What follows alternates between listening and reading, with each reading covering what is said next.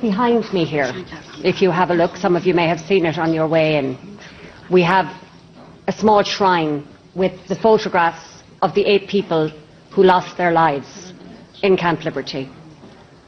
On the morning of the 8th of February, all of those people were alive. Later that morning, they were slaughtered, and they were innocents to the slaughter. They were promised safety and security, and I agree with Struan, they are in a killing zone. And to be honest with you, I can't understand why is it called Camp Liberty. I mean, why is the word liberty used? Because there is no liberty, there is no freedom, there is no safety or security.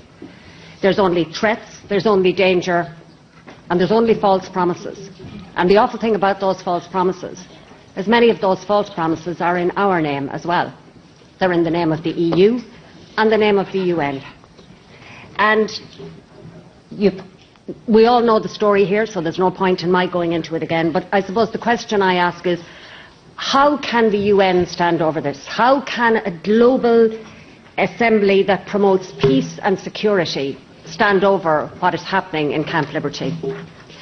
The US government have said an attack could happen at any time. The Iraqi government have said the same thing.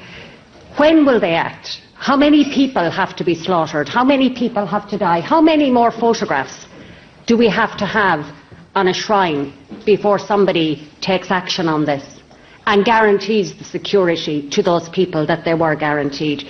I see today on the podium, I don't know all of the speakers, but yesterday I listened to Colonel Wesley Martin and to Dr. Tahar Boumidia, and you will hear them later.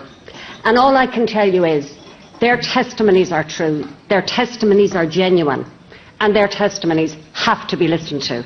And I don't think we can ignore them, and as politicians we have a responsibility.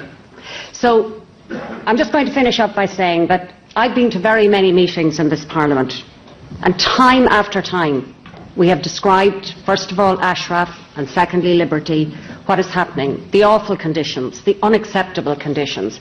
Yet things just continue to deteriorate. They just get worse and worse. And we stand by on the sidelines.